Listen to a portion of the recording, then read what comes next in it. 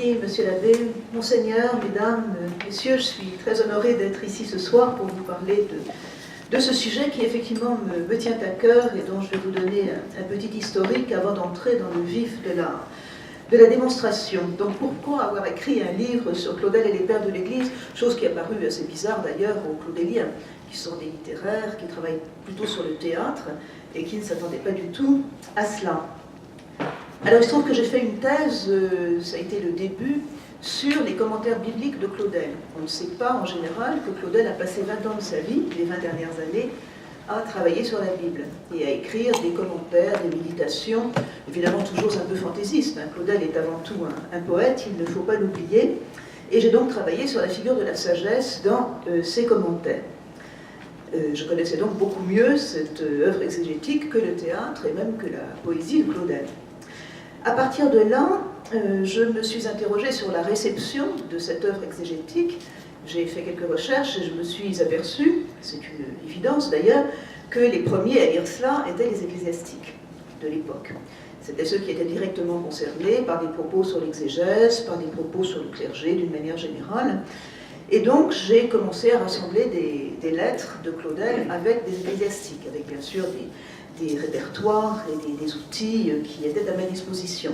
Je pensais écrire un petit livre de rien du tout, et en fait j'ai passé 10 ans de ma vie à rassembler cette correspondance, et ça fait 3 volumes, chacun étant plus gros que celui-ci. Évidemment, ça n'est pas exhaustif, puisque les lettres, on en retrouve toujours, uniquement avec des ecclésiastiques, avec toute la hiérarchie ecclésiastique, du curé de campagne jusqu'au pape, puisqu'on a des lettres de Pie XII, adressées à Claudel, et sur tous les sujets.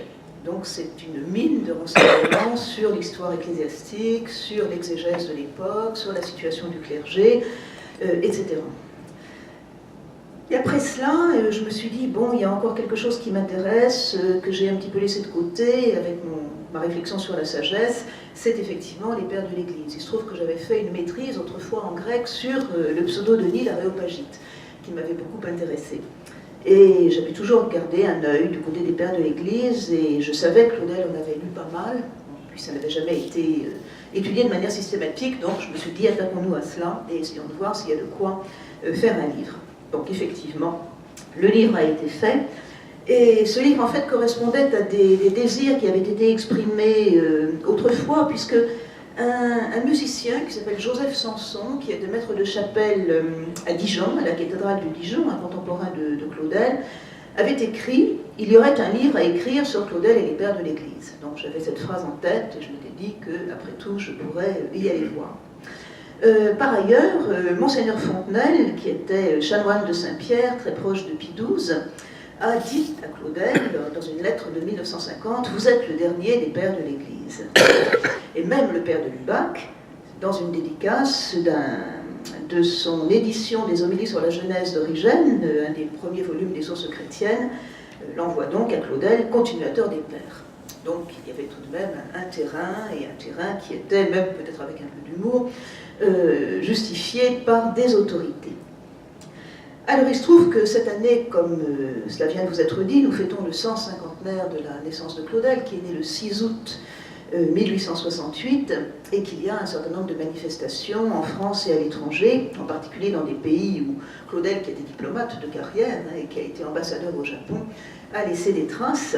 Et je reviens justement du Japon, où j'étais il y a 15 jours, où il a été fêté de manière très solennelle et très touchante. Pour nous, Français, vraiment, c'était un bonheur de voir à quel point la mémoire du poète ambassadeur est cultivée au Japon. Il faut dire que Claudel a écrit des textes admirables sur la culture japonaise qu'il a absorbé, comme un certain nombre d'autres choses, tout au long de sa vie. Donc, je vais vous présenter en gros l'architecture de ce livre. Nous commencerons par voir la découverte des pères par Claudel, qui ne va pas de soi. À l'époque où effectivement il les lit, ils sont très peu lus, et il n'y a pas d'édition véritablement courante qui permette de les lire, ce n'est pas comme aujourd'hui. Enfin, ensuite, je ferai un choix parmi les pères. Il en a lu beaucoup, mais de manière fantaisiste. Claudel n'est pas un érudit, il ne se donne jamais pour un érudit, et donc il va où le vent le mène en quelque sorte, il lit ce qui lui passe entre les mains, et il en fait en même temps son miel. Dans un troisième temps, je verrai le contexte polémique. Claudel n'a pas hésité à prendre les armes, et en particulier contre des ecclésiastiques qui avaient une idée de l'exégèse tout à fait différente de la sienne. Et je terminerai par le côté poétique. En fait, ce qui intéresse Claudel chez les pères de l'Église, c'est la manière dont ils écrivent, les mots qu'ils utilisent, et une certaine manière de parler, et de parler du discours divin. Donc, cela, c'est une chose extrêmement importante pour le poète. Donc, tout d'abord, la découverte des pères de l'Église par Claudel. Alors d'abord, qu'est-ce que les pères de l'Église?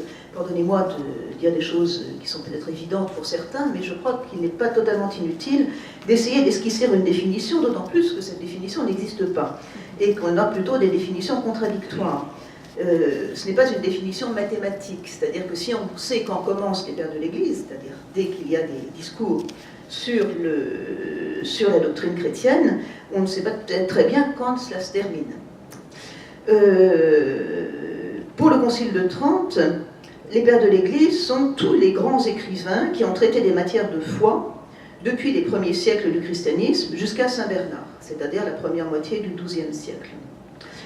Cela recoupe à peu près les écrivains qui sont regroupés dans ce que l'on appelle la patrologie de Migne. L'abbé Migne était un abbé du XIXe siècle qui avait eu l'idée extrêmement intéressante de faire une édition des pères de l'Église qui ne coûte pas cher et qui soit à la disposition des séminaristes. Il a repris l'édition des Mauristes du XVIIe siècle et il a donc créé 3 collections, une collection latine, une collection grecque et une collection orientale. Donc dans la collection latine, vous avez 217 pères latins, uniquement en latin. Dans la collection grecque, vous avez 161 pères grecs avec le texte grec et la traduction latine, et les pères orientaux sont dans leur langue, en araméen, et d'autres langues orientales. Alors la patrologie latine parle de Tertullien, premier grand-père latin, et va jusqu'à Innocent III. Nous sommes à la fin du XIIe siècle, donc un peu après Saint Bernard. Quant à la patrologie grecque, elle commence avec Saint Clément de Rome, qui écrivait en grec, et elle va jusqu'à Bessarion, donc époque byzantine, XVe siècle. Donc en gros, c'est cela les limites, mais enfin, il arrive que l'on trouve Bossuet classé parmi les pères de l'Église. Enfin, le mot de père de l'Église est un terme laudateur qui désigne des autorités en matière de commentaire de l'écriture et en matière de théologie. Alors, ce qui est tout à fait paradoxal, et ce n'est pas le seul paradoxe que nous rencontrerons à propos de Claudel, qui était un personnage hors norme, mais souvent en dehors, effectivement, des standards ordinaires, c'est que c'est dans les années 1890-1900 qu'il a ses premiers contacts avec les pères de l'Église, à une époque où très peu de laïcs les lisaient. La lecture des pères de l'Église était réservée au clergé et essentiellement à travers des manuels. Alors la première question qu'on peut se poser, où les lit-il? Dans quelles circonstances et pourquoi? Il semble que le déclencheur ait été un ecclésiastique tout à fait providentiel qui s'appelle l'abbé Villaume, qui a été un confesseur de Claudel dans les années justement 1890. Alors je rappelle quelques éléments biographiques importants. Vous savez que Claudel s'est converti, entre guillemets parce qu'il est né dans une famille catholique et qu'il a été baptisé enfant et qu'il a fait sa première communion, comme pratiquement tout le monde en France à l'époque, mais il avait perdu la foi à une époque de positivisme extrêmement vigoureux et rigoureux. Il évoque dans un texte cet enseignement qu'il a reçu au lycée Louis le Grand à Paris, où Taine et Renan régnaient absolument et où il n'y avait pas le moindre petit espace de pensée libre. Et donc, par réaction contre cela, et évidemment par l'effet de la Providence, Claudel se convertit, entre guillemets, à Notre-Dame de Paris le jour de Noël 1886. Et c'est une conversion qui se produit pendant les vêpres de Noël, au moment du chant du Magnificat, et que Claudel a toujours mise sous le signe de la Sainte Vierge. Mais en même temps, c'est une conversion avec tout ce qu'elle a de mystérieux, c'est-à-dire que Claudel n'a jamais pu expliquer exactement ce qui s'est passé à ce moment-là. En tout cas, ça a été définitif. Pour lui, l'engagement a été immédiat, définitif, mais a laissé complètement intact l'édifice intellectuel positiviste.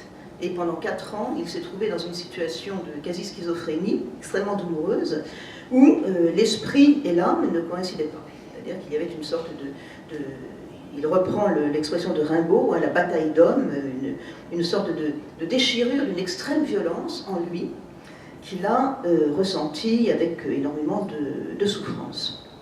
Et il a été en quelque sorte tiré de là par cet abbé Guillaume qui a su donner des conseils, et des conseils un peu surprenants, puisque l'abbé Guillaume a tout de suite vu qu'il avait affaire à une grande pointure intellectuelle, et il lui a donné comme pénitence, à la suite d'une confession, de lire la totalité de la somme théologique de saint Thomas. Ce que Claudel a fait, il a tempéré et il est reparti en Chine avec la somme de saint Thomas dans ses bagages, alors uniquement en latin, l'édition de Thielleux, où le texte est uniquement en latin, avec des notes en latin en bas de page. Et Claudel dit qu'il a comme ça très bien appris le latin, qu'il n'avait jamais bien appris au lycée. Alors il n'y avait pas que saint Thomas, il y avait aussi saint Bonaventure dans le lot, qu'il n'a lu que plus tard. Et il est possible, mais ça je n'en ai pas la preuve, que l'abbé Guillaume l'ait également orienté vers certains pères de l'Église. En tout cas, de cette époque-là, nous n'avons aucun témoignage direct, il n'y a pas de journal de Claudel, et il est difficile de savoir exactement comment les choses se sont passées. En tout cas, ce que l'on sait, c'est que Claudel, qui croyait avoir une vocation religieuse et même une vocation monastique, puisque lorsqu'il est rentré de Chine en France en 1900, c'était pour entrer au monastère, il était persuadé d'abandonner sa carrière diplomatique. Et là, nouvelle surprise, à la suite de 2 retraites, l'une à Solesmes et l'autre à Ligugé, la réponse est non. Alors un non qui n'a non plus jamais été explicité. Est-ce que c'était le nom d'un supérieur ou d'un directeur de conscience? Est-ce que c'était un nom intérieur? Vraisemblablement, c'était les deux. Enfin, quand on sait quand même que Claudel écrivait l'Ode les Muses pendant la retraite, on se pose quelques questions et on se dit qu'il n'était peut-être pas totalement fait pour devenir moine. Et vraisemblablement, c'est la vocation poétique qui l'a emporté. C'est sans doute la réponse à la question. En tout cas, Claudel a toujours gardé quelque chose de cette vocation, toujours une sorte de sentiment d'envie à l'égard des ecclésiastiques, et évidemment une sorte de désir d'illustrer l'Église par son œuvre, ce qu'il a fait admirablement. Et il avait gardé comme habitude, sans doute de cette préparation à une existence de moine, de lire le Bréviaire. Claudel a lu le Bréviaire pratiquement tous les jours de sa vie, jusqu'à sa mort. Alors je ne dis pas qu'il le lisait en entier, mais il en lisait des morceaux, et en particulier il lisait les leçons. Et c'est donc dans les leçons du Bréviaire, donc, qui sont pour une partie des commentaires de l'Évangile, c'est là qu'il a découvert beaucoup de textes de pères de l'Église, et quand on fait des recoupements, on se rend compte que très souvent les passages qu'il cite proviennent effectivement du Bréviaire romain ou Bréviaire monastique. De ce point de vue-là, les textes sont les mêmes. Alors il y a également des intermédiaires. Saint Thomas fonde son argumentation sur les pères de l'Église. Les questions de saint Thomas sont toujours fondées sur des citations de pères de l'Église, donc il a pu en lire de cette manière. Claudel était également, dès après sa conversion, un grand lecteur de Bossuet. Et chez Bossuet, bien sûr, là encore, les pères de l'Église sont extrêmement présents. Néanmoins, on sait qu'il y a également eu une lecture directe. Et on en a la preuve parce qu'en 1904, Claudel commence un journal, entre guillemets, ce n'est pas un journal absolument régulier où il raconte tout ce qu'il fait tous les jours, pas du tout, c'est surtout un cahier de citations. Et donc, nous avons des citations directes de pères de l'Église, et notamment de saint Grégoire le Grand, dans les années 1904-1905, qui prouvent bien que le texte est lu directement et non pas à travers un intermédiaire. Plus tard, dans les années 30, il pratiquera un ouvrage qui lui a été suggéré, qui est un grand catéchisme dont l'auteur s'appelle Grenet d'Hauterive, qui n'est d'ailleurs pas un ecclésiastique, mais un laïc. Et ce grand catéchisme de Grenet d'Hauterive est aussi truffé de citations de pères de l'Église. Et là encore, les recoupements prouvent que Claudel en a pris beaucoup là-dedans. Il lit également, dans ces années-là, le commentaire de l'Apocalypse du père Allot. Là encore, les notes sont pleines de citations de pères de l'Église, alors qu'ils se réfèrent exclusivement à l'Apocalypse. En 1937, Claudel publie une préface à un texte exégétique qui est un commentaire du livre de Ruth dans l'Ancien Testament, et dont l'auteur s'appelle l'abbé Tardif de Moidret.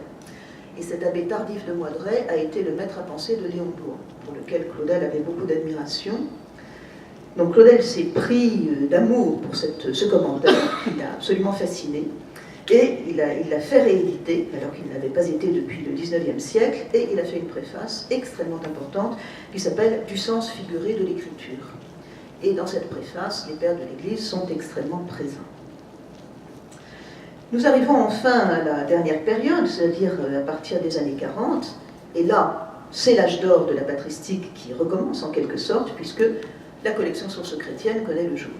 Grâce aux jésuites de Fourvière, en particulier les pères Danielou et de Lubac, mais surtout le père Fontoinon, qui était à l'origine de la collection. L'idée était déjà présente depuis un certain temps. Il existait déjà une collection semblable en Allemagne, et c'est en 1941 que paraît le premier volume de cette collection prestigieuse, puisqu'on a fêté les 500 volumes il y a quelques années. Le premier volume, qui est la Contemplation de la vie de Moïse de Grégoire de Nice par le cardinal Danielou. Il se trouve que Claudel connaît ces jésuites, il a eu l'occasion de les rencontrer à Fourvière. Vous savez, Claudel avait une maison, enfin, qui est toujours dans la famille d'ailleurs, une grosse ferme dans l'Isère, donc il allait assez souvent à Lyon, et il a rencontré le père de Lubac, le père Danielou, toute l'équipe de Sources chrétiennes, et donc il avait dans sa bibliothèque tous les volumes qui ont paru jusqu'à sa mort. Et là, on sait qu'il les a lus là, de manière suivie. Mais je pense que c'est pratiquement le seul moment de sa vie où il a lu des textes de pères de l'Église de manière suivie. Pour le reste, ce sont des fragments qu'il prend de droite et de gauche. On sait aussi que juste avant la Deuxième Guerre mondiale, quand il était justement dans l'Isère, il allait à l'abbaye de Haute-Combe, sur le lac du Bourget, emprunter des textes. Apparemment, on l'autorisait à sortir des volumes de la bibliothèque, et on sait qu'il a emprunté un certain nombre de volumes de Ming à ce moment-là, à l'époque où il travaillait justement sur ses commentaires bibliques. Donc voilà, en gros, le panorama et le paradoxe, c'est que Claudel précède véritablement cette renaissance éditoriale que sont les éditions Sources chrétiennes, et que lui-même va chercher les pères de l'Église, comme il peut auparavant, dans des éditions beaucoup plus anciennes. Donc Claudel n'est pas du tout il le dit lui-même, il n'est pas un érudit, il n'est pas un universitaire, il y va plutôt au flair et à l'intuition. Autre source importante, c'est la liturgie. Claudel est un homme qui allait à la messe tous les jours. Il n'a jamais omis, sauf peut-être accident, mais même dans sa carrière diplomatique, lorsqu'il était en Chine, lorsqu'il était aux États-Unis, lorsqu'il était à Prague, lorsqu'il était au Japon, il y avait toujours, il le dit dans un texte magnifique, une petite chapelle de missionnaires où il y avait la messe le matin à laquelle il assistait avant de se mettre à ses travaux d'écriture ou d'écriture diplomatique. Il faut bien voir aussi que nous avons affaire à un poète, c'est-à-dire à un type d'intelligence latérale, symbolique, qui en même temps aime bien rajouter son commentaire aux choses qu'il absorbe, et c'est exactement ce que nous allons voir dans sa manière de traiter les pères de l'Église, qui n'est pas du tout banale, enfin qui ne ressemble pratiquement à aucune autre lecture que l'on puisse trouver dans l'histoire. Alors, je passe maintenant au deuxième point, ce que j'ai appelé les pères fondateurs, et je vais en évoquer trois. Évidemment, ce ne sont pas les trois seuls, il y en a bien d'autres qui sont évoqués par Claudel, mais de manière moins systématique. Donc les trois grands, je ne les prendrai pas dans l'ordre chronologique, je les prendrai dans l'ordre où Claudel les découvre. C'est Saint Grégoire le Grand, Saint Augustin et Saint Denis l'Aréopagite. Donc le premier, c'est Saint Grégoire le Grand. Donc Saint Grégoire le Grand, c'est lui qui a donné son nom au chant grégorien. C'est un bénédictin qui est devenu pape et qui a vécu au tournant des 6e et 7e siècles de notre ère. Alors il se trouve qu'on trouve son nom dès les tout premiers textes de Claudel, en l'occurrence des agendas, qui sont édités sous le titre Agenda de Chine, et qui sont des sortes de carnets que Claudel écrivait lors de son premier séjour en Chine, alors qu'il était tout en bas de l'échelle diplomatique, puisqu'il était assistant et ensuite vice-consul au sud de la Chine, à Fujian. Et donc dans ces agendas, c'est toujours le même principe, il dit un petit peu ce qu'il fait et qui il a rencontré, mais surtout il donne des citations.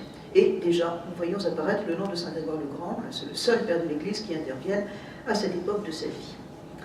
On a aussi un témoignage, un long témoignage au père André Blanchet, un autre jésuite qui avait interrogé Claudel et qui avait pris des notes, Et Claudel lui a dit que dans ses jeunes années, mais sans véritablement préciser la date, il allait lire Saint-Grégoire-le-Grand à la Bibliothèque nationale et qu'il lisait avec délice. Donc on doit pouvoir dater cela entre les années 1890 et 94, puisque c'est l'époque où Claudel était effectivement à Paris et où il finissait ses études au Quai d'Orsay. Et puis il y a effectivement la lecture du bréviaire que vraisemblablement il avait commencé à pratiquer à ce moment-là. Saint-Grégoire-le-Grand est très présent au bréviaire au moment de l'Avent, au moment de Noël et au moment de l'Épiphanie. Donc il y a tout un recueil de textes de Saint-Grégoire qu'il pouvait trouver à ce moment-là. Enfin, les citations les plus importantes se trouvent tout au début du journal de Claudel. Alors le journal de Claudel est quelque chose de particulier, je vous l'ai déjà dit tout à l'heure, il dure ensuite jusqu'à sa mort en 1955.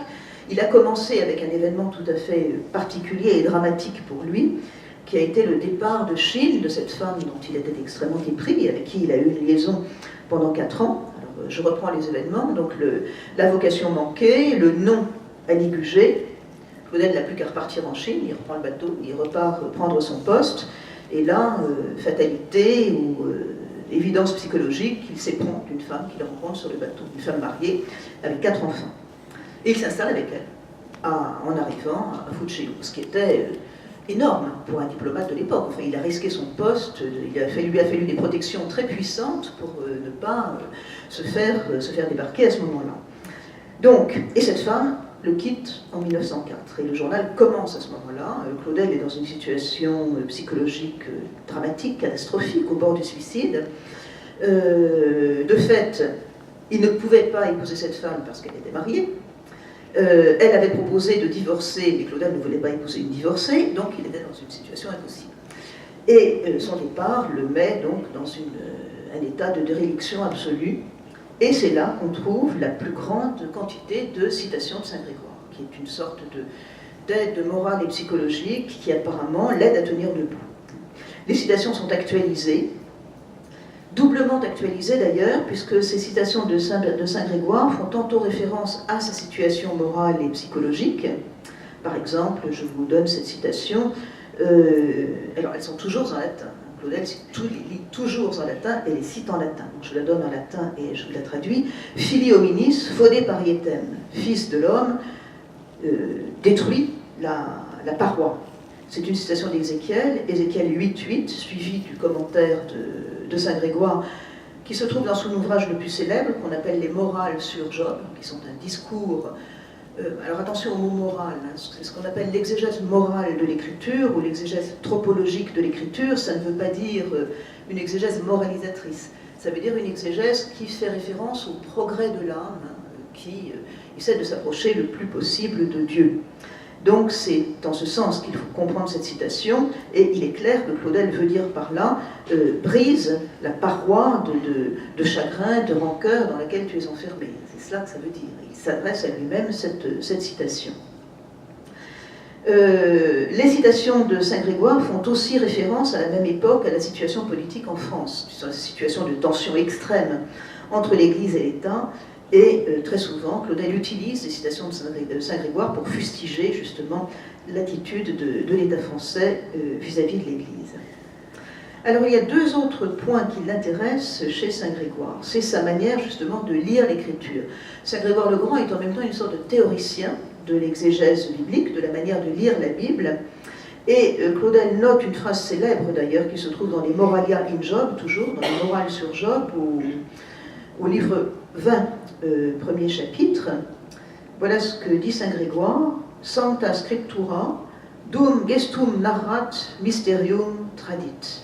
La Sainte Écriture, quand elle raconte quelque chose, une action, elle transmet un mystère. Quand elle raconte une action, elle transmet un mystère. Ce qui est une invitation à lire l'Ancien Testament dans une perspective symbolique et allégorique. Il y a un récit et un sens littéral. Prenons par exemple le passage de la mer Rouge, la manne qui tombe sur les Hébreux au désert. Tout cela est à prendre au sens littéral et à croire au sens littéral, mais il y a en plus un mystère. C'est-à-dire qu'il y a en plus une signification cachée, une signification allégorique qui sera éclairée par le christianisme. En l'occurrence, la traversée de la mer Rouge, c'est un symbole du baptême, c'est aussi un symbole pascal, c'est pour ça que cet épisode est lu pendant la nuit de Pâques. Quant à la manne, c'est un symbole eucharistique, c'est une nourriture céleste, donc c'est un symbole eucharistique. Donc c'est une invitation à lire la Sainte Écriture d'après le sens littéral, mais en lui superposant un autre sens qui est un sens allégorique. Et cela, c'est une véritable leçon pour Claudel, leçon qu'il appliquera par la suite lorsque lui-même regardera de près l'Écriture sainte. Enfin, nous voyons là le poète intervenir, Saint Grégoire est un grand écrivain. Et Claudel parle du style incorrect et savoureux de Saint Grégoire le Grand.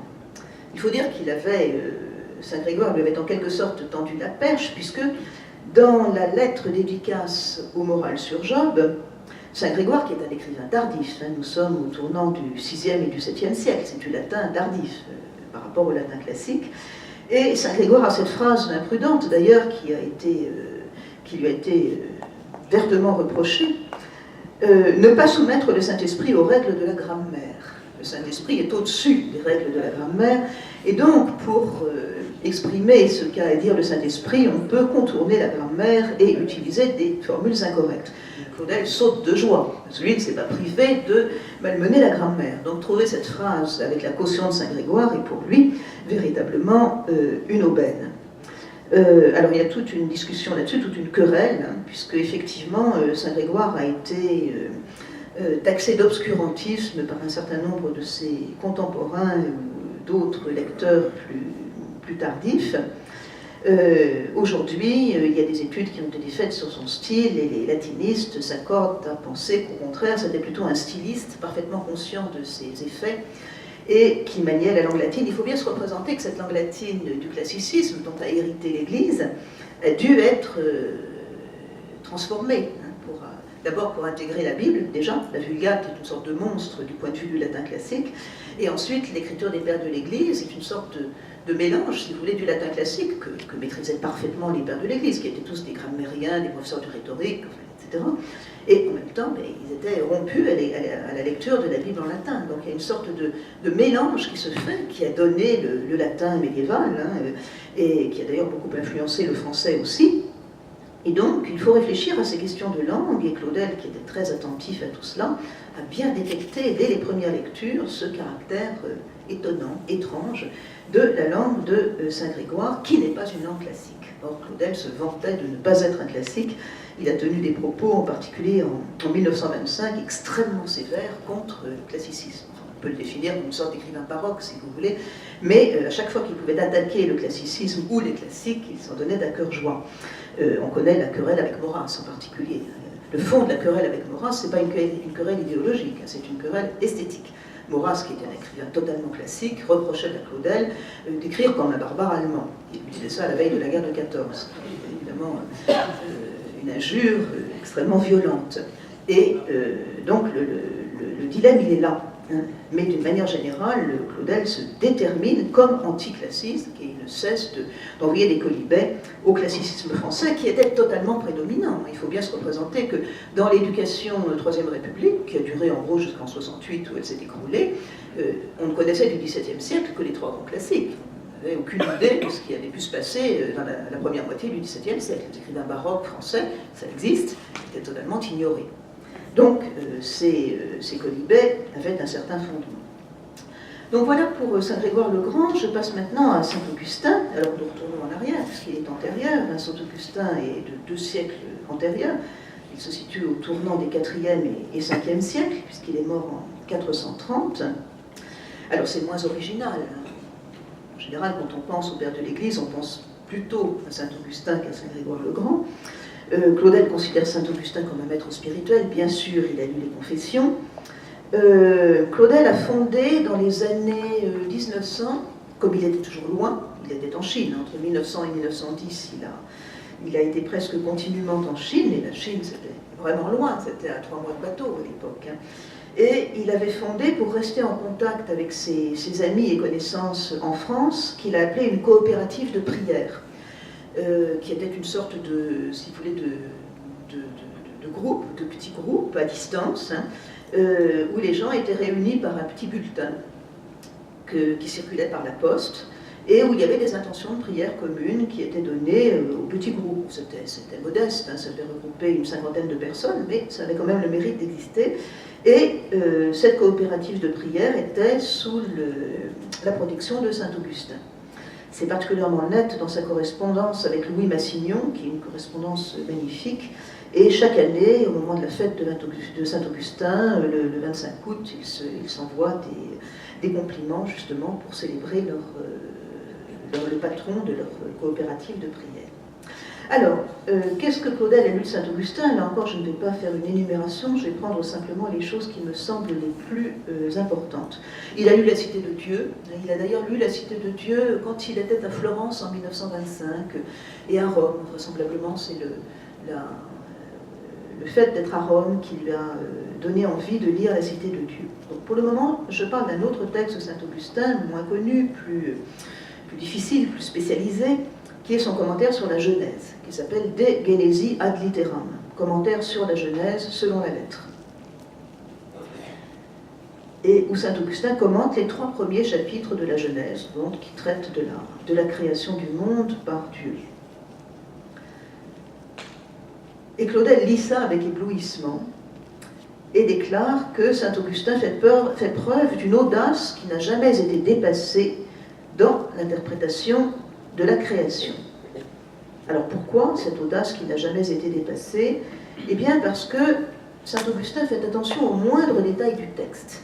Le moindre mot latin ne lui échappe pas et appelle un commentaire. Par exemple, le mot ange qui apparaît dans le récit de la Genèse est interprété par Saint-Augustin au terme d'une longue quête du sens de ce mot, comme la lumière spirituelle créée au premier jour. Les anges, c'est la lumière spirituelle créée au premier jour, et à partir de là, il y a toutes sortes de considérations justement sur la lumière. De même, Saint-Augustin s'interroge systématiquement, par exemple, une chose à laquelle on ne pense pas spontanément, le fameux fiat. Fiat qui se répète pendant les premiers jours de la Genèse, au moment de la création des choses, de la nature. Qui parle? Et à qui Dieu parle-t-il? C'est Dieu qui parle évidemment. Mais à qui parle-t-il puisqu'il n'y a pas de créature? Donc lorsqu'il dit au début fiat lux, à qui peut-il bien parler? Puisqu'il parle à quelque chose qui n'existe pas, qu'il n'a pas encore créé, qu'il ne crée qu'au moment où il émet justement cette proposition. Et Saint-Augustin en tire cette conclusion, qui bien sûr plaide à Claudel, spécificité absolue du langage divin créateur. C'est-à-dire que quand Dieu dit fiat, que telle chose soit, en fait c'est incompréhensible pour nous. Ça n'est pas du registre de notre langage, c'est un autre langage, une sorte de langage superlatif, qui est le langage de Dieu et qui est une pure énergie spirituelle. C'est en fait l'énergie créatrice de Dieu qui passe à travers ce mot fiat, et lorsque Dieu parle, nous ne comprenons qu'approximativement ce que cela veut dire, mais nous ne pouvons pas percevoir la plénitude du langage de Dieu. Alors ça s'applique à ce mot, mais ça s'applique aussi pour Claudel à toute la Bible. C'est-à-dire que le même problème va se poser pour toute la Bible, puisque aux yeux de Claudel, la Bible est, sinon dictée, du moins inspirée directement par Dieu. Autre leçon qu'il trouve chez saint Augustin, qui rejoint la leçon de saint Grégoire, chaque élément créé superpose un sens littéral et un sens symbolique. Par exemple, prenons l'eau, création de l'eau. Donc, sens littéral, le liquide que nous connaissons. Sens symbolique, l'eau est aussi une substance spirituelle. C'est une substance spirituelle, et Claudel utilisera beaucoup ce sens symbolique de l'eau, puisque aussi bien dans le soulier de satin que dans l'Ode, par exemple, l'esprit et l'eau, il fait justement de l'eau le symbole de la béatitude.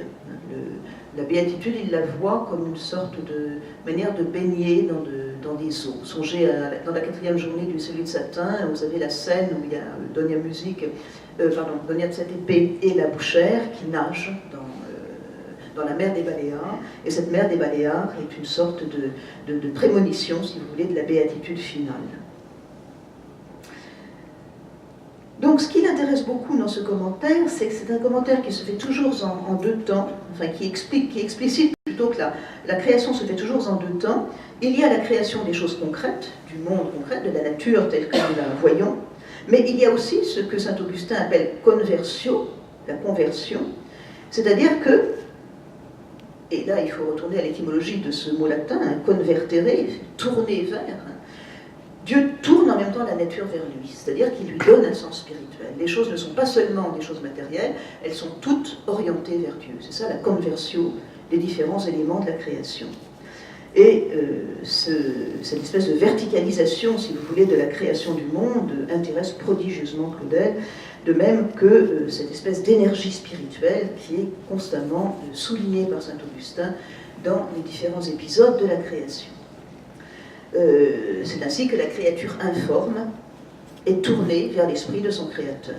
Et on peut imaginer qu'il y ait un souvenir de cela dans une des scènes les plus étranges du théâtre de Claudel, qui est la fameuse scène de l'ombre double dans Le Soulier de satin, où il est dit que cette ombre double, en fait, qui est l'ombre du péché de Rodrigue et de Prouès, est une ombre faite de noirceur informe. Donc on est dans l'informe du péché, et le péché doit se tourner, donc se convertir verticalement pour s'adapter à l'Esprit de Dieu. Telle est la leçon tirée du De Genesi ad litteram. Deuxième grand texte de saint Augustin qu'il évoque, ce sont les commentaires de saint Augustin sur les psaumes, dont le titre latin est Enarrationes in Psalmos. Alors ce sont des textes qui interviennent souvent, eux aussi, au bréviaire, et notamment ce sont des textes qui sont connus des fidèles parce que ce sont les textes qui sont lus lors de l'office des ténèbres de la Semaine Sainte.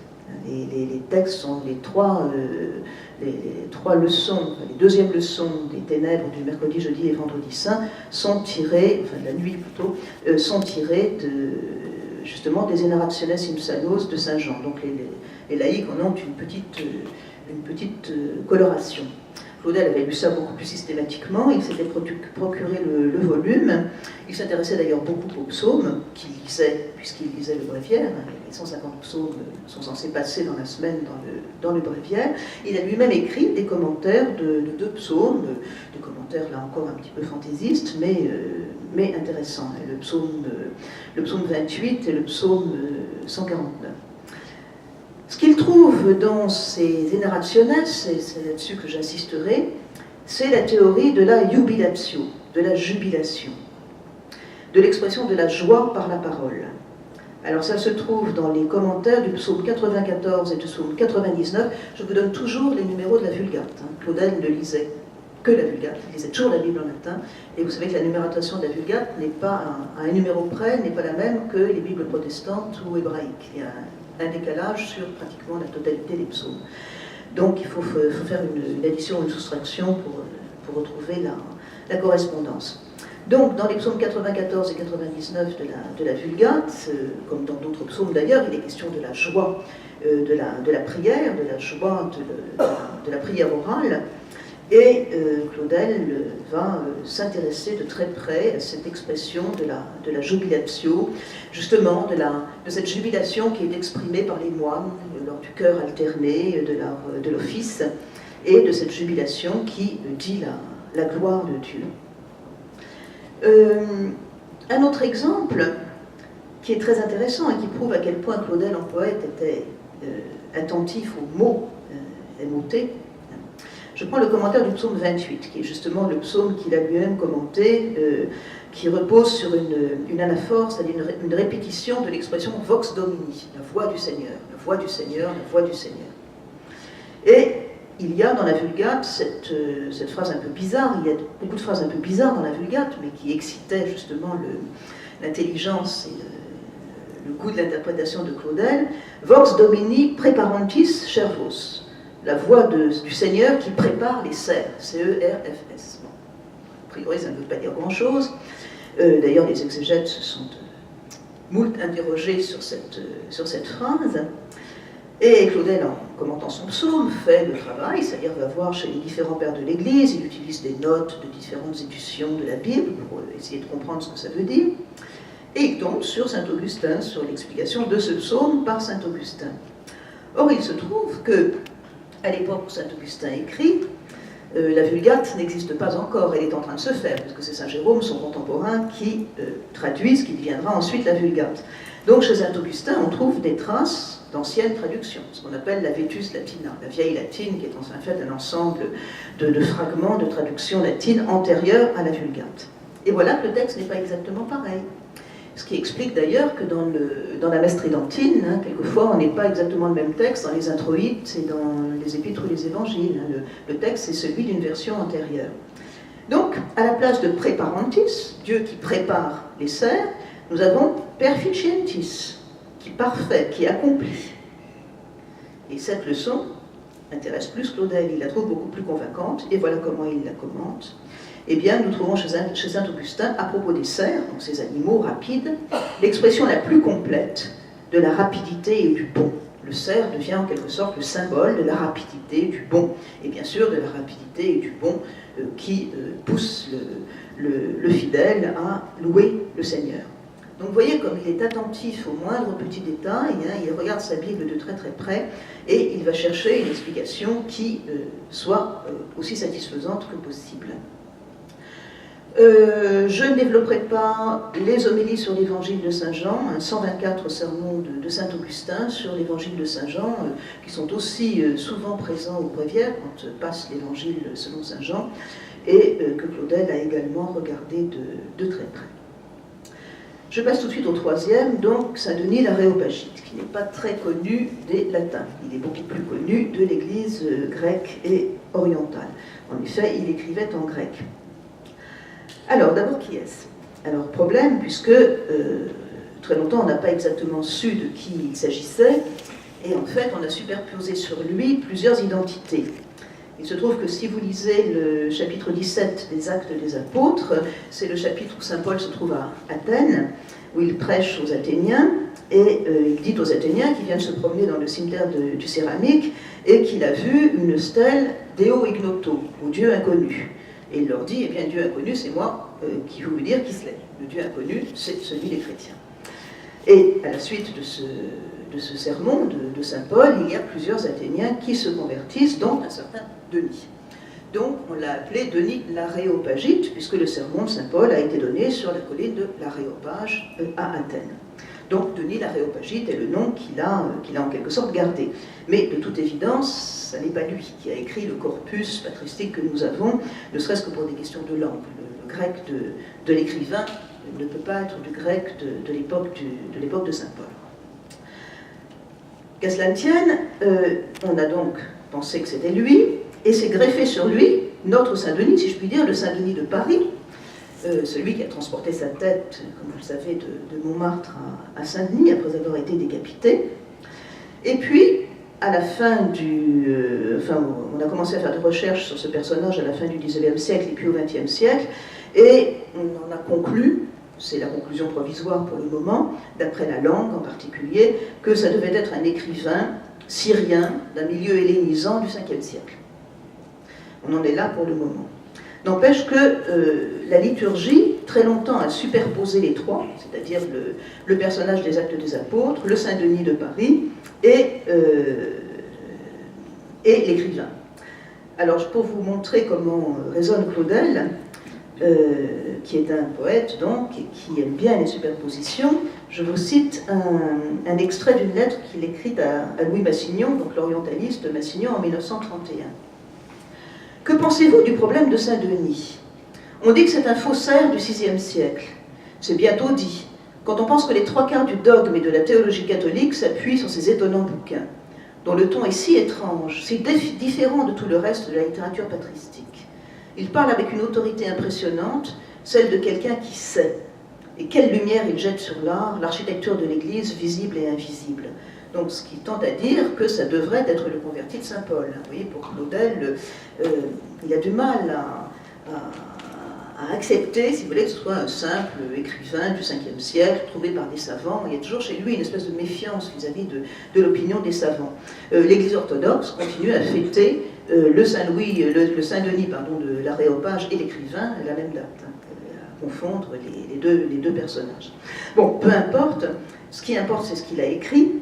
Alors, on n'a pas la totalité de ce qu'il a écrit, on a 4 traités qui s'appellent la théologie mystique, la hiérarchie ecclésiastique, les noms divins et la hiérarchie céleste. Et on sait qu'il a existé une théologie mystique, mais que l'on a perdue. Claudel le lit avec passion, et il en parle dans un texte qui s'appelle Notes sur l'art chrétien, qu'il écrit en 1932. Alors qu'est-ce qui l'intéresse chez ce Denis? Eh bien, ce qui l'intéresse, c'est une théorie sur le langage qui est évoquée dans la hiérarchie céleste. Et cette théorie, pour vous la résumer, c'est la suivante, c'est comment parler de Dieu. Comment pouvons-nous parler de Dieu avec notre langage qui est évidemment impuissant à cerner les réalités divines? Alors il y a plusieurs possibilités. Il y a l'anthropomorphisme, qui consiste à présenter Dieu comme un être humain, ce qui est évidemment blasphématoire. Autre solution, c'est celle des philosophes. Parler de Dieu en termes abstraits. Dire que Dieu est l'un, que Dieu est la vérité, que Dieu est le bien, etc. Mais, dit saint Denis, c'est dangereux parce que ça peut susciter l'orgueil. On peut penser qu'effectivement, on a l'intelligence de cerner Dieu et qu'à force de l'entourer de termes abstraits, en fait, on le déchiffre totalement. Donc, il vaut mieux finalement retourner à une manière plus simple de l'exprimer et utiliser des termes concrets. Comme ça, on sait de toute façon que c'est inadéquat, et en même temps, eh bien, on s'avoue qu'on ne peut pas parler de Dieu de manière claire et précise, puisque notre langage est impuissant à le faire. C'est ce que saint Denis appelle le symbolisme dissemblable. C'est un symbolisme, puisque quand on parle justement de Dieu en lui attribuant des attributs humains, on est dans le symbolisme, mais en même temps, il est dissemblable, puisque, en fait, ça ne correspond pas véritablement à ce qu'est Dieu. Alors, prenons un exemple, et c'est saint Thomas d'Aquin qui cite cet exemple tout au début de la Somme théologique, première question, article 10. Lorsque la Bible, puisque la Bible, effectivement, utilise des termes, la Bible parle du bras de Dieu, de l'œil de Dieu, etc. Bon. Quand la Bible parle du bras de Dieu, il ne faut pas s'imaginer que Dieu est comme nous, qu'il a des bras, des jambes, et bon, un cœur. Mais le mot bras est à prendre au sens allégorique, au sens de force absolue. Le bras de Dieu, c'est la force absolue de Dieu, la puissance absolue de Dieu, et une puissance telle qu'elle nous échappe complètement. Donc, on utilise un terme qui nous est familier, le bras, symbole de la force, mais en même temps, on sait très bien que c'est un terme inadéquat. Et pour Denis, c'est la solution, la meilleure solution, il n'y en a pas d'autre. C'est un pis-aller, mais c'est la meilleure solution. Parce qu'au moins, on ne risque pas de se laisser prendre au piège de l'orgueil, et en même temps, on est mis en garde contre un anthropomorphisme absurde. Et ça, évidemment, ça intéresse prodigieusement Claudel en tant que poète, qui manipule les images et qui manipule les analogies. Je passe au troisième point, ce que j'ai appelé la caution des pères. Alors, Claudel a en quelque sorte des soutiens dans sa manière de lire les pères de l'Église, qui, comme nous allons voir, ne va pas de soi à l'époque où il en parle. Alors, première caution, deux grands auteurs français, qui sont Bossuet et Pascal. Claudel a lu de Bossuet sa dissertation sur les psaumes, alors Dissertatio de Psalmis, qui est en latin, qui est un éloge de la poésie des psaumes. Et il a également lu un autre texte de Bossuet, fort intéressant, fort peu connu, Défense de la tradition et des pères, qui était un texte polémique en fait de Bossuet contre Richard Simon, et que Claudel a lu de très près et a utilisé également dans sa polémique, j'en reparlerai tout à l'heure. Passons à Pascal. En général, quand on pense à Pascal, on ne pense pas nécessairement au père de l'Église, et effectivement, le Pascal qui était enseigné à l'époque de la Troisième République était essentiellement le Pascal le moraliste. C'était celui de l'édition de Havet, H-A-V-E-T, que toute la génération de Claudel appelait Navet. Et donc, ce n'est pas Pascal moraliste qui intéresse Claudel. Claudel découvre dans les pensées de Pascal une autre section, qui ne faisait pas partie des manuels scolaires, intitulée La loi figurative, où Pascal disserte justement sur la manière chrétienne de lire l'Ancien Testament. Avec cette phrase, cette sentence pascalienne, là, très brève, le Vieux Testament est un chiffre. Le Vieux Testament est un chiffre, c'est-à-dire c'est un code, un chiffre au sens diplomatique du terme. C'est un texte codé qui contient quelque chose qui n'est pas visible à la première lecture. Et Pascal présente justement l'Ancien Testament comme une préparation à la naissance du Christ et comme une sorte d'illustration chiffrée à l'Évangile. Et Claudel va en quelque sorte réactualiser cette querelle du XVIIe siècle entre les tenants d'une lecture allégorique de l'écriture et au contraire les tenants d'une lecture littéraliste. C'est le cas de ce fameux Richard Simon dont je vous parlais tout à l'heure, assez imprégné d'exégèse protestante, et Claudel va absolument réactualiser cette querelle en s'opposant de manière extrêmement vigoureuse à un exégète qui lui est contemporain, l'abbé Steinmann, qui avait écrit un livre sur Isaïe que Claudel voue véritablement aux gémonies. Donc voilà, je vais vous lire un passage à ce sujet. Claudel se sent conforté donc par la position de Bossuet et de Pascal sur cette question de l'écriture. Donc voilà ce qu'il écrit dans un livre intéressant qui s'appelle « J'aime la Bible », qui a été publié peu de temps avant sa mort, au début des années 50. Donc plus tard encore, après l'époque patristique et le Moyen-Âge, nous voyons Bossuet recevoir d'une Bible découverte chez son oncle le coup de foudre et le coup de soleil qui décident de sa vocation. Et il est inutile de vous parler de Pascal et de ses interprétations mystiques de l'écriture, tout à fait conformes à l'esprit des anciens pères, qui forment, à mon avis, la partie la plus intéressante des pensées. Alors, en dehors de cela, il y a aussi les textes magistériels. Claudel n'est pas totalement enfermé dans sa tour d'ivoire et il est au courant de ce qui se passe dans l'Église et en particulier de ce qui concerne les choses qui l'intéressent. Et il y a au moins 3 encycliques ou textes magistériels qu'il connaît bien et qu'il utilise souvent. Alors, la première, c'est une encyclique de Léon XIII, Providentissimus, qui date de 1893 et qui est une mise au point faite par le pape Léon XIII par rapport à l'exégèse critique allemande, qui est totalement envahissante à l'époque, exégèse protestante naturellement. Et Léon XIII va à la fois souligner l'importance des pères de l'Église, dont il ne faut absolument pas abandonner la lecture, et en même temps dire que il y a cette science libre qui se développe en Allemagne, qui n'est pas totalement mauvaise, mais dont il faut quand même se méfier, et qu'il ne faut pas, en tout cas, croire directement sur parole. Et cette encyclique Providentissimus, Claudel la cite à plusieurs reprises, et notamment dans cette préface du sens figuré de l'écriture, qui est un des textes les plus importants sur sa manière de concevoir la Bible. Il cite beaucoup de pères.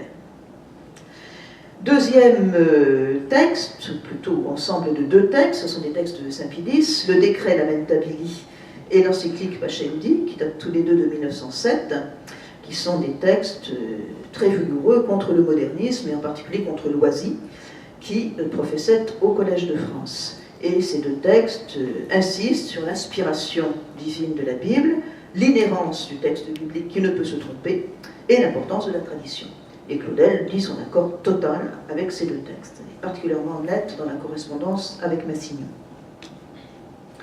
Enfin, 3e texte, c'est Pie XII, cette fois-ci, nous sommes en 1943, et c'est un texte que Pie XII rédige pour célébrer le 50e anniversaire de la première, Providentissimus. Donc 50 ans après l'encyclique de Léon XIII, il remet à son tour les choses au point, en tenant compte, bien sûr, de 50 ans d'avancée, enfin en tout cas de mouvement de l'exégèse. C'est l'encyclique qui s'intitule Divino Afflante Spiritu, quand souffle l'Esprit divin.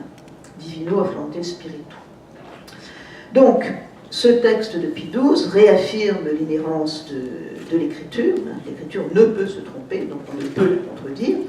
C'est d'ailleurs un des textes que j'ai mis en épigraphe du livre. Je vais vous le citer.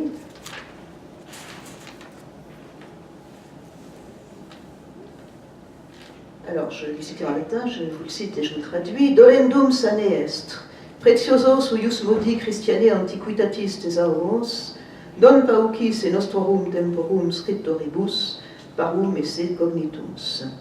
Il est bien douloureux que ces trésors de l'Antiquité chrétienne soient ignorés de nombreux écrivains de notre temps. Donc, évidemment, ces trésors de l'Antiquité chrétienne, ce sont les pères de l'Église. Donc, inhérence de l'écriture, mais en moins, importance des trouvailles qui ont été faites, et notamment Pie XII rend hommage à l'école biblique de Jérusalem, qui a fait un énorme travail du point de vue de l'archéologie, du point de vue des langues bibliques et des études bibliques en général. Il rend hommage également aux nouvelles disciplines bibliques, l'historiographie biblique, les genres littéraires, etc. Néanmoins, il affirme la primauté du sens spirituel. Il ne s'agit pas de réduire la Bible à un texte ordinaire. Le sens spirituel, et donc le sens véhiculé par les pères de l'Église, reste fondamental. Alors il se trouve que l'interprétation de cette encyclique a donné lieu à des querelles. Elle a été en quelque sorte tirée à U et à Dia des deux côtés. Certains ont dit qu'elle avait été écrite contre Claudel. Claudel a dit qu'elle était écrite contre ses ennemis, donc les tenants du sens littéral. Et il en est résulté une assez grande confusion, assez amusante d'ailleurs, quand on regarde le détail des textes. Je vous en donne un petit échantillon. Alors, ça c'est Claudel, et vous allez voir qu'il va assez fort. Hein. C'est dans une lettre au Père Médieux. Le Père Médieux, c'est un dominicain qui était assez réputé, qui dirigeait la revue La Vie intellectuelle. Et qui s'est également occupé de la revue 7 par la suite. Et voilà comment ça vous donnera un échantillon de la manière dont Claudel traite les ecclésiastiques quand il n'est pas très content. Ou bien la Bible est une œuvre humaine où se trouvent insérés, on ne sait comment, à peu près comme les raisins secs dans un plum cake, des textes messianiques dont on s'efforce de réduire autant que l'on peut le nombre et la portée. Ou bien l'écriture est une œuvre divine dont l'inspirateur est le Saint-Esprit qui la pénètre tout entière dans toutes ses parties et dont le sens est Jésus-Christ, notre Rédempteur, vraiment Fils de Dieu et vraiment Fils de l'homme. Suivant que l'on adopte l'une ou l'autre de ces vues, la critique des textes est conduite suivant de tout autre principe et aboutit à de tout autre résultat. Je constate avec regret, et pourquoi ne pas le dire avec indignation, que ce n'est pas la seconde, mais la première de ces conceptions qui paraît jouir aujourd'hui de la faveur générale. Bon, ça s'adresse au Père des Dieux et derrière lui à un certain nombre d'ecclésiastiques. Donc, voilà le contexte, on y reviendra dans un instant. Alors, je reviens à la documentation de Claudel sur les pères de l'Église. Claudel était abonné à la revue biblique, qui est la revue des dominicains de Jérusalem. Alors, il n'y a pas énormément de choses sur la patristique, mais il y a quand même un certain nombre de textes où, justement, on fait le lien entre les interprétations patristiques et les découvertes archéologiques ou autres qui sont faites sur le terrain. Il est aussi abonné à Dieu Vivant. Alors, Dieu Vivant, c'est une belle revue, dirigée par Maurice de Gantillac, Louis Massignon et Marcel Moret. Et après s'être fâché avec le Père Médieux, vous avez un petit échantillon du ton là, qui ne va pas s'améliorer dans les années qui suivent. Donc Claudel claque la porte de La Vie intellectuelle et se réfugie à Dieu Vivant pour publier un texte accusateur contre la lecture strictement littérale de l'écriture. Donc voilà comment cette revue est présentée, hein. Des réflexions sur l'Ancien et le Nouveau Testament, où le souci du spirituel qui animait un Blois, qui anime un Claudel lisant les Écritures, ne sera point sacrifié aux exigences de la critique et de l'exégèse moderne. Donc une revue qui maintient justement un point de vue patristique. Alors, quelques mots à propos du Père Lagrange. Le Père Lagrange, puisqu'on a parlé de l'école publique de Jérusalem, c'est le fondateur de l'école publique, il est resté la grande figure de l'école publique jusqu'à sa mort dans les années 30. On peut se demander s'il y a eu un lien entre Claudel, le Père Lagrange et les pères de l'Église.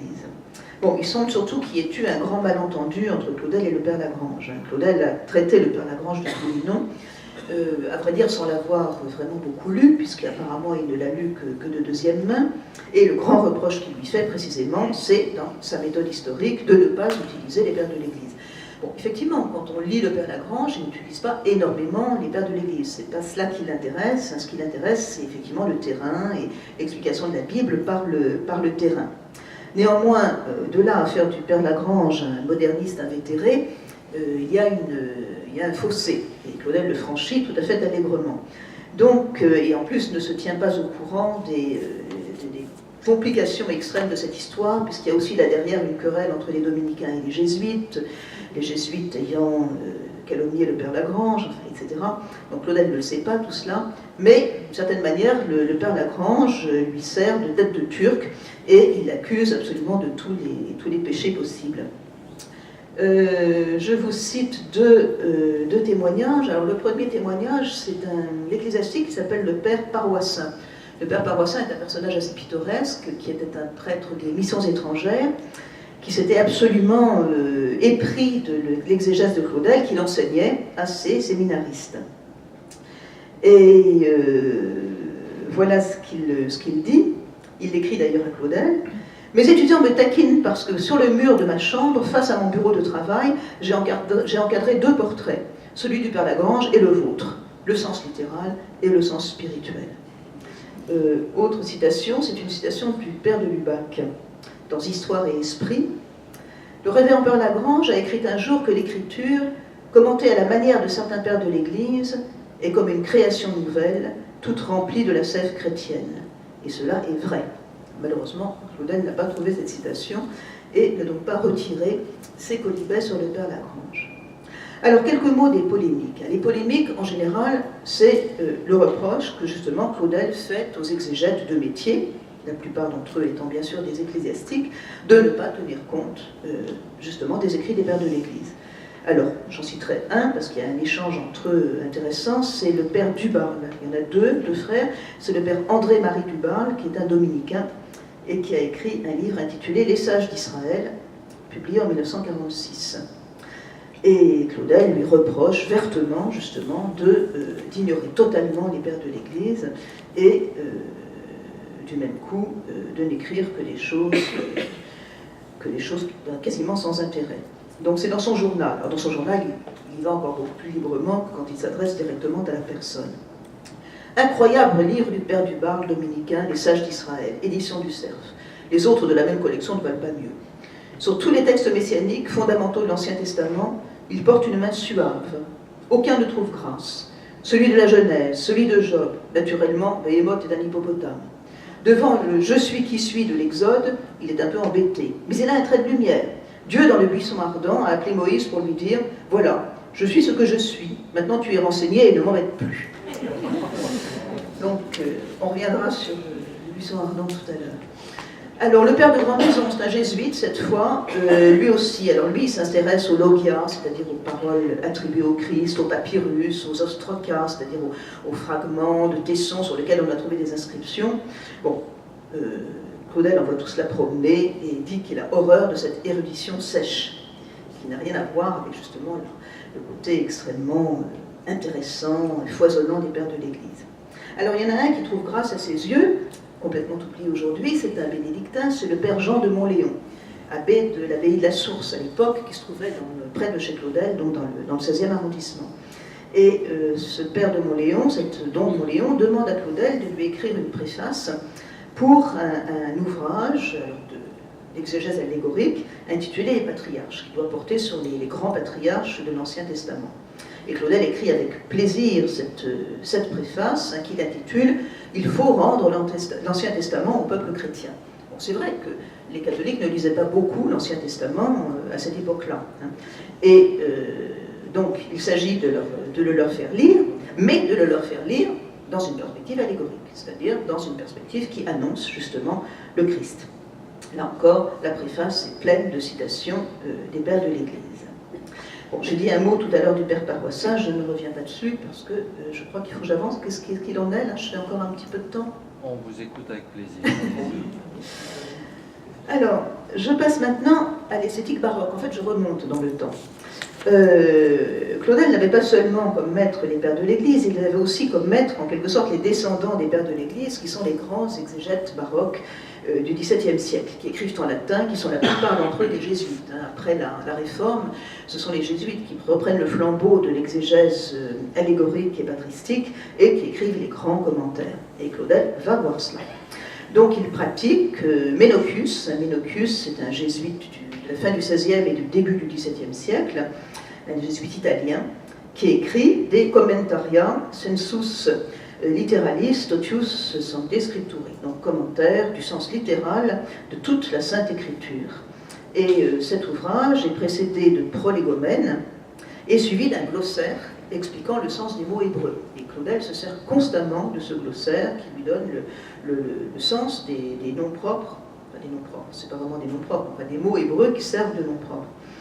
Ce commentaire, il a été repris dans une Bible du XIXe siècle, la Bible de Carrière, de l'abbé Carrière, qui reprend les commentaires de Ménocus. Et c'est une Bible qui a servi dans les séminaires assez longtemps, enfin, en tout cas toute la deuxième moitié du XIXe siècle, c'était la Bible courante des séminaristes.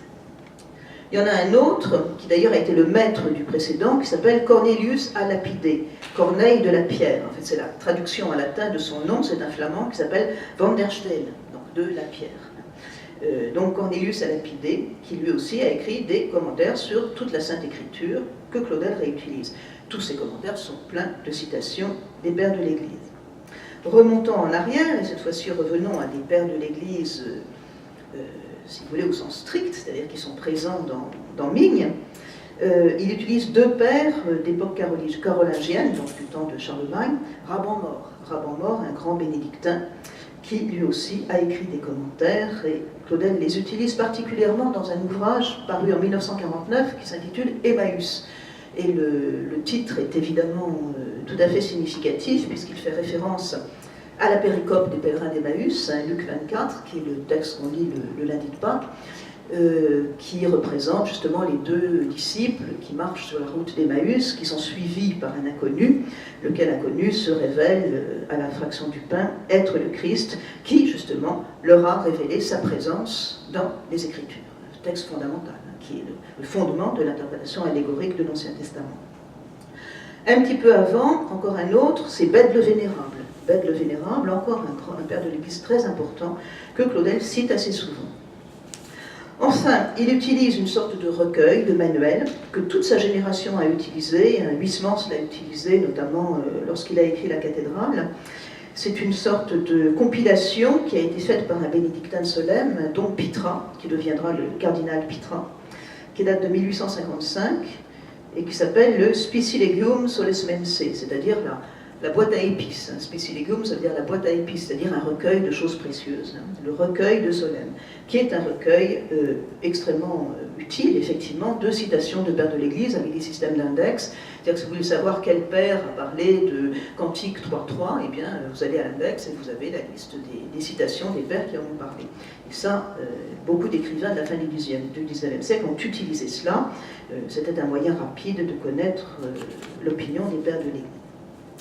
Alors, je passe au dernier point, la poétique patristique.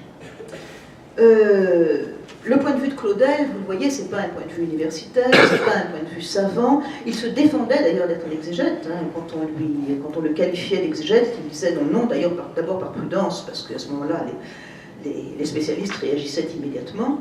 Je ne suis qu'un poète. Je ne suis qu'un poète qui écrit sur la Bible, mais ça m'intéresse. Donc laissez-moi tranquille. Claudel pratique ce que l'on appelle, je pense que l'expression est une expression jésuite au départ, le sens accommodatis, avec deux C et deux M, qui consiste à accommoder la lettre à la signification d'un contexte. Et on appelle notamment accommodatis l'application de certains textes de l'Ancien Testament à la Sainte Vierge. Par exemple, le chapitre 8 du livre des Proverbes, certains passages du livre de l'Ecclésiastique qui servent dans la liturgie pour les fêtes mariales. Évocation de jardins, évocation des roses au bord des roses de Jéricho, etc. Et l'admirable prosopopée de Proverbe 8, Dominus possedit me, in initio viarum suarum, qui était un grand repère pour Claudel. Donc, Claudel l'utilise beaucoup dans de très beaux textes de Mario qu'il a écrits, La rose et le rosaire, L'épée et le miroir.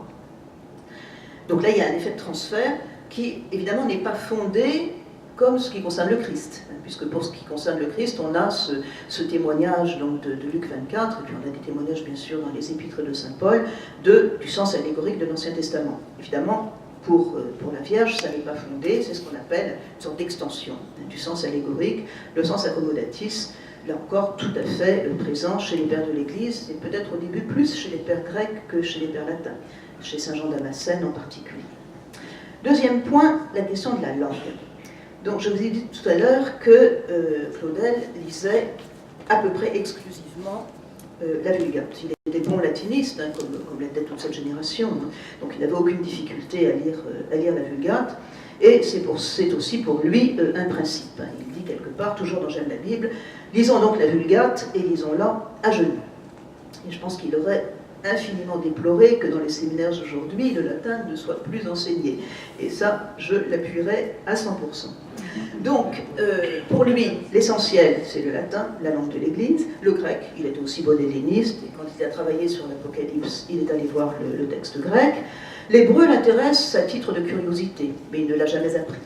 Il s'est enquis, par exemple, auprès du père de Lubac, du sens de tel ou tel mot hébreu qui l'intriguait au moment où le texte de la Vulgate lui paraissait effectivement difficile. Il avait les notes de la Bible du chanoine Fillon, qui lui donnait souvent les mots hébreux, mais il n'a jamais fait l'effort d'apprendre l'hébreu, ça ne lui paraissait pas absolument fondamental. Il considérait que véritablement c'est le texte latin qui faisait foi.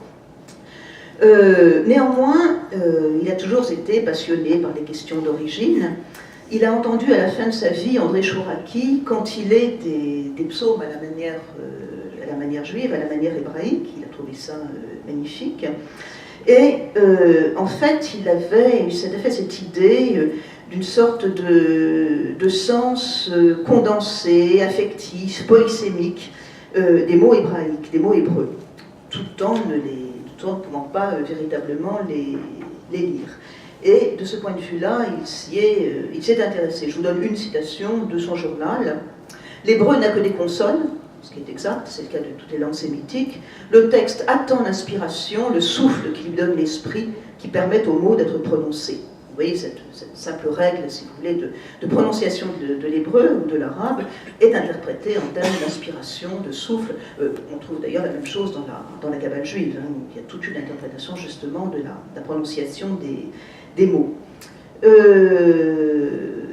Quand il s'enquiert du sens littéral en hébreu d'un passage sur lequel il s'interroge, en réalité, il finit toujours par le retourner à la gloire du Christ. C'est-à-dire que le texte hébreu lui-même semble receler de manière invisible une signification qui le dépasse. Je vous donne un exemple à propos du Cantique des Cantiques, alors sur lequel Claudel a écrit aussi un commentaire tout à fait passionnant. Bon, je ne vais pas reprendre toute la démonstration parce qu'elle est compliquée. Il y a dans la Vulgate l'expression filia multitudinis, pour qualifier un lieu, la fille de la multitude, ce qui ne donne pas beaucoup de sens, effectivement. Mais Claudel va l'interpréter comme l'Église en passant justement par le détour de l'hébreu. Et à partir de là, il pense que l'interprétation globale catholique du cantique est en quelque sorte contenue même dans la lettre hébraïque. Il s'intéresse aussi accessoirement à la symbolique des nombres, telle que les Juifs la pratiquent dans leurs interprétations mystiques. Et il n'est pas du tout indifférent, si vous voulez, à cette langue originale de la Bible, même s'il ne considère pas du tout comme fondamental son apprentissage. Je donne aussi un autre exemple, si je le retrouve. Voilà.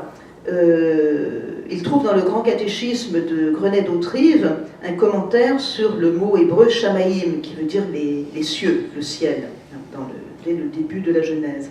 Et voilà comment il commente. Shamaïm est une sorte de cri d'admiration, comme la voix d'un peuple qui, en regardant le firmament, s'écrierait « Voyez ces eaux miraculeuses ». Vous voyez, une sorte d'admiration devant le mot hébreu, comme une sorte d'objet, si vous voulez, comme une sorte d'objet poétique qui le fascine. Il s'enquiert aussi auprès d'un personnage dont il a été proche à un moment donné, qui s'appelle Albert Franduquesne, qui était un fils de rabbin converti au catholicisme et qui cumulait la culture kabbalistique, la culture patristique, la culture biblique, et qui donc lui a donné des tas d'indications sur des points précis. Grand espoir de Claudel, peu de temps avant sa mort, au moment de la découverte des manuscrits de Qumran. Il était persuadé qu'on allait trouver justement une version antémassorétique des textes bibliques, et donc une version du texte biblique qui confirmerait toutes ses intuitions. Alors, je voulais, pour finir, vous donner un petit exemple à partir de la manière dont Claudel procède, si vous voulez, à partir justement de son interprétation de l'épisode du buisson ardent. Je vais essayer de le faire rapidement. Il commente, donc on est dans Emmaüs, il commente Exode 3, donc l'épisode extraordinaire du buisson ardent, de cette voix de Dieu qui sort d'un buisson. Et là, Claudel met vraiment en scène toutes ses facultés de poète, de rhétoricien, d'inventeur de mots. Alors d'abord, il pose la question, il est toujours assez direct dans ses commentaires bibliques, il traite d'une matière sublime, mais de façon familière. Il s'adresse à un lecteur imaginaire, ou il s'adresse à lui-même, souvent de manière justement très familière. Donc voilà comment il commence. Je me demande pourquoi l'Éternel a choisi cette humble touffe au ras de la terre, bonne tout au plus à illuminer la halte d'un bédouin pour s'y révéler, au mépris de ces édifices superbes en qui, pour y inviter sa descente, l'Égypte, depuis des millénaires, rivalisait de dynasties. Effectivement, pourquoi prendre un buisson plutôt qu'un temple égyptien? Et donc il va continuer de réfléchir sur cette question sur plusieurs pages, et on en arrive au commentaire. Donc je vous lis quand même le paragraphe, il est un peu long et difficile, mais pour vous donner une idée de la manière dont il procède. C'est-à-dire qu'il va essayer de décortiquer chacun des mots du texte biblique pour essayer d'en tirer un sens. C'est alors qu'attachant plus intensément les yeux au spectacle qui nous est proposé, nous y distinguons une activité intérieure. Et nous comprenons que notre précepteur, une fois de plus, s'est servi d'un terme bas pour une réalité sublime. Un terme bas, c'est-à-dire un terme familier. L'Antiquité et le latin distinguaient bien les différents niveaux de style. Qu'est-ce qu'un buisson, en effet? Si ce n'est un fouillis de dard, une complication de liens, une touffe à elle-même rejointe par un entrecroisement de directions. De quoi un prisme de cristal, ou encore mieux, un diamant, quand nous l'examinons au microscope, nous fournit une image à demi spirituelle. Ici, il ne s'agit plus d'une traduction grossière dans le patois de Canaan, mais de l'édifice géométrique et mathématique qui résulte d'une explosion solidifiée de rayons. On a planté devant nous un acte soustrait à la durée, et j'ose dire à la matière, quelque chose constitué par une réciprocité purement de réfringence, un système fermé d'interrogations et de réponses, une complaisance de plans, la déflagration d'une vérité emprisonnée dans le rapport, un calcul indestructible, une fulguration de l'absolu dans le nœud de la rétroactivité et du heurt. Quelle meilleure image trouvée de la Trinité, de ce joyau à l'insoutenable éclat que la douloureuse élaboration des 7 grands conciles a réussi à faire sortir pour nous de sa gangue. Vous voyez, le buisson qui devient un diamant, qui devient une sorte de lumière fulgurante, et ensuite l'assimilation du buisson ardent à la Trinité, et donc l'interprétation allégorique de l'épisode. Ça fonctionne en général comme ça, donc ça demande de regarder le texte de très près et de voir comment il est conçu. Et voilà maintenant le commentaire de « Je suis celui qui suis ». « Et qui donc êtes-vous » dit Moïse. « Je suis je.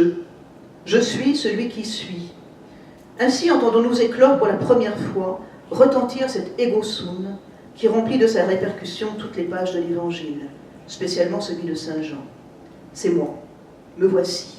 Je me constitue en tant que présent par rapport à vous, susceptible d'écouter, de comprendre et de répondre. Je vous livre ce nom qui me permettra de vous répondre en tant qu'appelé, en tant que formulé par votre cœur et par votre bouche, en tant que confessé parce qu'en vous-même il y a l'existence. Donc voilà un peu la manière dont il procède, qui est effectivement une manière difficile, mais tout converge toujours en réalité vers la verticalité, la plus grande verticalité. Alors dernier point, ce que j'ai appelé le mot divin, et je vous rassure, je m'arrêterai là-dessus. Pour Claudel, on l'a déjà dit tout à l'heure, un Dieu ne parle pas le même langage que nous. Donc le langage de la Bible, en fait, ça n'est pas le nôtre. Nous pouvons penser que c'est le nôtre, mais ça n'est pas le nôtre. En fait, c'est un langage que nous ne pouvons pas comprendre, dont nous ne pouvons comprendre que des bribes, parce que c'est le langage de Dieu, et que la pensée de Dieu est une pensée qui nous échappe. Donc, aux yeux de Claudel, les mots de la Bible sont des mots fulgurants, sont des mots qui ne sont pas réductibles au langage humain.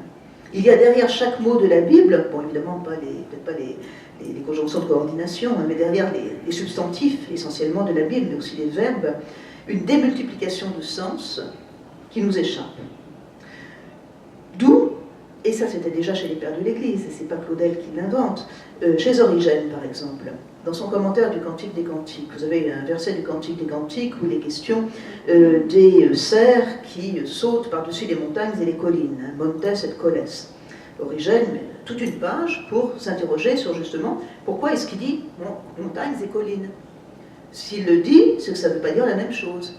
Et là, on est dans une logique occidentale, hein, la logique grecque qui devient latine, la logique rhétorique, c'est qu'on ne répète pas. Principe de l'économie classique, qu'on nous a enseigné aussi. Hein, quand on écrivait une rédaction à l'école, il ne fallait pas répéter. C'est la logique occidentale. La logique biblique, c'est le contraire. C'est la duplication systématique de presque tout. Mais pour Origène, c'est incompréhensible. Et on est au début du christianisme. Hein, ça n'est pas du tout passé dans les habitudes. Donc Origène a toute une page pour démontrer que Montes et Coles n'ont pas le même sens, que les montagnes, ce n'est pas la même chose que les collines, et que donc l'interprétation allégorique de l'une sera différente de l'interprétation allégorique de l'autre. Et Claudel va tout à fait dans le même sens. Et à chaque fois qu'il y a une répétition, eh bien, il s'ingénie à trouver une signification différente à chacun des membres de versets qui se répètent. Autre exemple que je vous citerai, pour vous prouver que les mots bibliques n'ont pas le sens courant que nous leur accordons, il commente Apocalypse 3:11.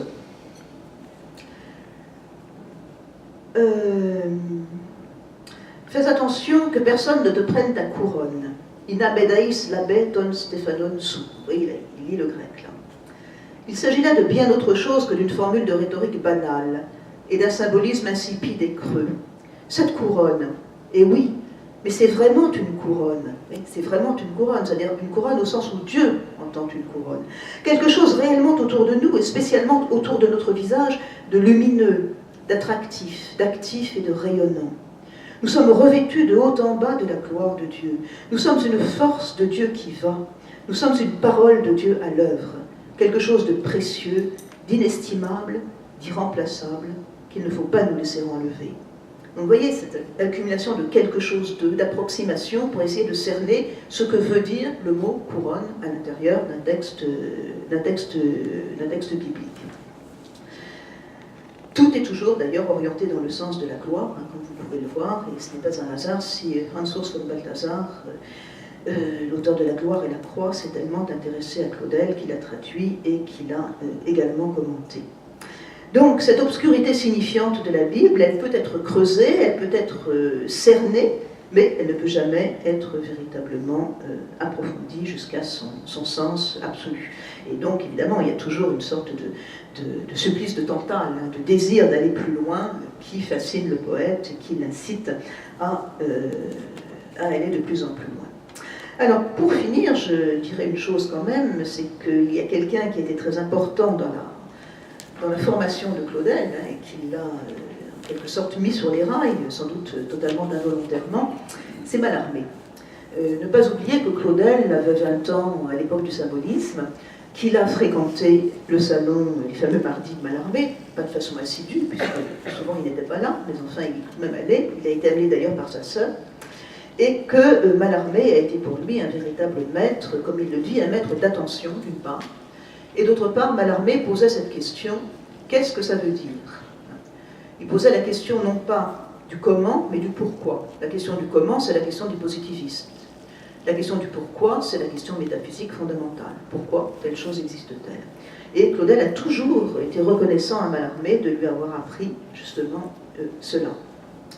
Et il est parfaitement conscient en quelque sorte, de continuer. Vous savez que Mallarmé avait une espèce de grande utopie du livre parfait, du livre absolu, qu'il espérait écrire, et qui en fait il n'a pas écrit. Et Claudel est très conscient que ce livre, que Mallarmé n'a jamais réussi à atteindre, Mallarmé était un agnostique et il est resté jusqu'au bout, eh bien c'est la Bible justement. C'est la Bible, le livre fascinant de Mallarmé, auquel Mallarmé n'a jamais eu accès, et c'est à lui, Claudel, qu'il a été donné justement d'exercer sa faculté d'interprétation sur la Bible. Donc je vous cite un texte qu'il consacre à Mallarmé, qui s'appelle La catastrophe d'Igitur, Igitur étant un des textes de Mallarmé, enfin un texte qui a été publié de façon posthume, c'est peut-être pas un hasard d'ailleurs si Igitur, cet adverbe latin, est le deuxième mot du début du canon de la messe, Sainte Igitur, et vraisemblablement c'est là que Mallarmé l'a pris. L'aventure d'Igitur est terminée, et avec la sienne, celle de tout le XIXe siècle.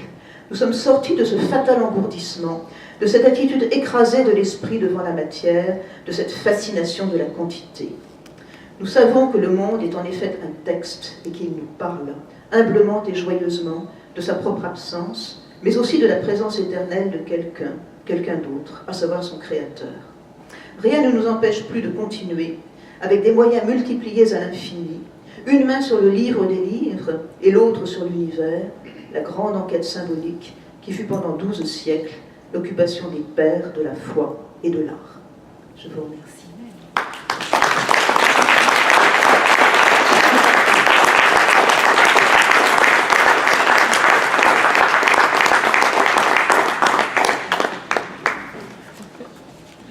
J'ai amplement dépassé le temps qui m'était imparti. J'en suis confuse. Ne soyez pas, c'était un grand plaisir. Merci. Merci madame, voilà, pour cette conférence brillante, voilà, pour chacun d'entre nous. Je pense que avec tout ce que vous nous avez apporté, nous relirons peut-être différemment la parole de Dieu, d'une part, et que nous relirons ou lirons un petit peu plus Claudel. Voilà, en tout cas, merci pour voilà, ces deux voies que vous avez ouvertes pour nous ce soir. On peut encore applaudir, je pense.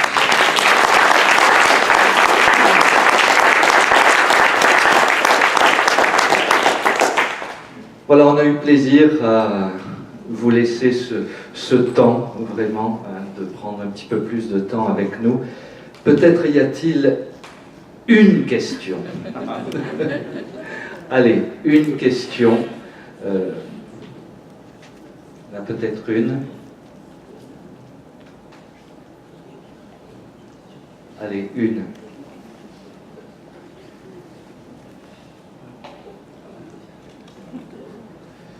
Vous nous avez parlé des relations entre Lagrange et Claudel. Est-ce qu'il y a eu des relations entre Claudel et Teilhard? Alors non, entre Claudel et Teilhard, non. Il y a une phrase de Claudel dans son journal qui n'est pas particulièrement amène à l'endroit de Teilhard. Je ne sais pas si Teilhard a parlé de Claudel. Il y aurait un point qui permettrait de les rassembler, c'est la conception du féminin. Il y a ce livre de Teilhard, effectivement, sur le féminin, qui se rapproche par bien des aspects de la conception que Claudel avait du féminin, à partir de la vision de la Vierge de l'Église, et de là jusqu'à ces héroïnes de théâtre. Là, on peut faire un rapprochement, mais c'est un rapprochement qui n'est pas vraiment fondé sur une rencontre réelle, et sur aucun échange. On n'a aucune trace d'échange, aucune lettre, aucune rencontre véritable. Donc finalement, trop peu de matière pour dire quelque chose de sûr.